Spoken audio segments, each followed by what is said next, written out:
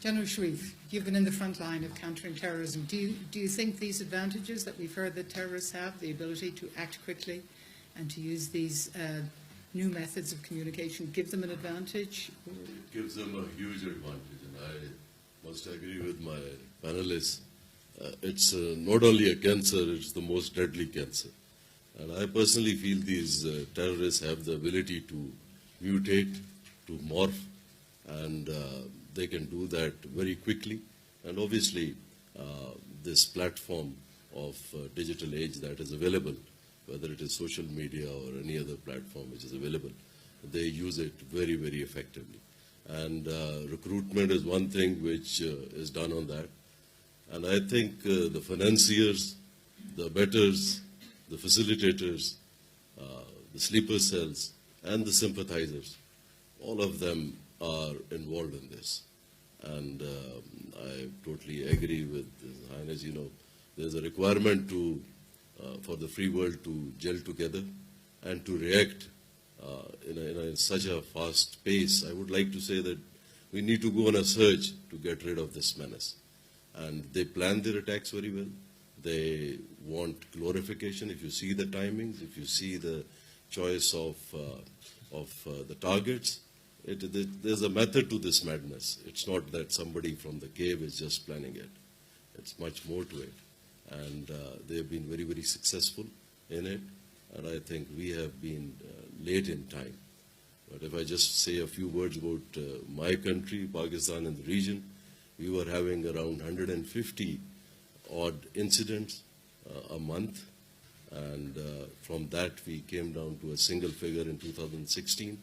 And now, with the help of God Almighty, we have one odd incident in 1 or 2 months. So from bit to bit, you know, or you can say from hours to days to weeks and to months. And there we are in months. And I'm sure we'll have that first 1 year. But as you said, it's a very, very deadly thing. And we all need to put our act together. Yes, please. Yes. Absolutely right, because in Pakistan also, it was a whole-of-nation approach. And I think that paid. We had some very horrendous attacks, like the school incident, in which, you know, over 135 children were killed, and martyred. So everybody came together and gelled together. So I think at the international level also, there is a requirement to have synergy in effect and to have a platform. And UN resolution like 1373 says it all, you know, everybody has a responsibility. And I think, as you said, you know, about the digital age, and I think intelligence sharing is key to success against terrorism. And that's very, very important. And if there is intelligence shared and there's actionable intelligence, and if people work on it, the countries react to it, I think it can bring in a marked difference. Please. When I was referring to this whole-of-nation approach, obviously, I just gave an example, and you're absolutely right. It has to be at the international level. And I'll say that these freedom of speech and, you know, other things like human rights and all, they are limitations, and they are difficult to handle when you are dealing with hardcore terrorists. And if you talk of human rights, I'll just give an example, again, of about 100 odd mothers whom I met after the incident. Myself, my wife, we were there, and they were all demanding that they should be caught and apprehended and hanged there in the school premises. So somebody mentioned about human rights, so they just literally got hold of me and said that, what about our human rights? So there is a balance which is required, and especially for those, I would say, hardcore terrorists who have been holding heads of 2 of my soldiers, you know, one in each hand, and playing football with the third one. So there is a need to, you know, deal with these terrorists in a very firm, in a very bold, audacious, and I personally feel in a manner that it creates deterrence. Obviously, the norms and other rules and regulations need to be followed, but I think that's the way forward. for those who, and then the second point, obviously, the counter narrative, that is very, very important. In fact, the same vehicle which they are using, I personally feel we should be using it better than that. And this counter narrative should be going out day in, day out. And all our youth and, the people who get radicalized or who get impressed and all, this narrative should be so potent, so strong, that it should nullify. Let me go back to the General. General, do you think you can deter somebody who is prepared to sacrifice their own life and their family's life? One can deter, why not? If there's a proper mechanism in place, and if there are courts which can take decisions, and in our case, I'll openly admit, we had the military courts, and 170 odd individuals were convicted and punished. There's a number of them given death sentence now. Obviously, there's still a very large number which is going through the process, and I must admit also that this was need of the hour. There's unusual time, so for that unusual, you can say, arrangement was required. So we did that, and there is deterrence, which obviously those who are in the pipeline, those who are gradually getting indoctrinated and all, they do get deterred. So I think apart from a kinetic operation, there's a development prong which is required, and with that, this deterrence has to be in place. And it does. A lot of heads nodding around the circle here. But I'll just like to, because about my previous comments, we are running 7 de-radicalization centers, and we have about 2,500 individuals. Sabaon is the name of the center, which is being light at the end of the day. So that is, those are being run. 2,500 individuals have come out of that. We involve the families. We have NGOs and everybody's working on it. In fact, we have experienced and we have delivered a number of fields. It is about 338,000 families, which is over 800,000 people, were moved out of an area. That area was about 8,000 square kilometers. So 8,000 square kilometer area, people were moved out. Then we carried out the operation, and I'm very happy to state that around 90% have gone back, to those areas.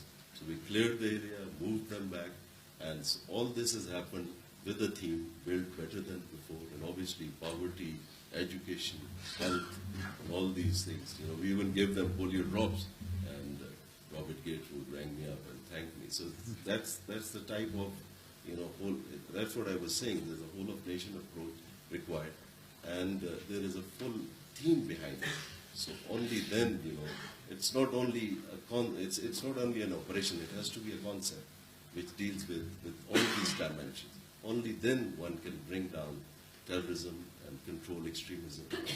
My question is for the General, and about this tension between fighting the Taliban when there are sympathizers within the population who may not be in the tens, but maybe in the hundreds of thousands who are supporting them. How do you deal with this sort of tension? How do you go after the Taliban when there are large parts of the population who might be giving them shelter or maybe sympathizing with them and approving what they do? I'm just wondering if you can give us some insight as to how Pakistan dealt or continues to deal with this issue. Yes. Please. The circumstances in Pakistan are difficult. There are huge challenges, and we need to understand those challenges. For example, we have over 3 million Afghan refugees in Pakistan for last over 30 years. We have a 2,400-kilometer border between Pakistan and Afghanistan, which is a porous border. We have intertribal linkages. There are a number of villages which are, you can say, divided villages in a sense that you can, have dinner in one house and then have lunch in the other, and you will be on the other side of the border. And then you have, as you said, a lot of people who are intermarriages, and so the milieu or the environment is pretty difficult. But Pakistan is managing that. Once we launched this Operation Zarb-e-Azb, we decided that we will establish writ of our country rid of Pakistan, rid of the government in all the areas. So now the writ of the government exists in whole of Pakistan, and the border is being managed. There are difficulties on the other side.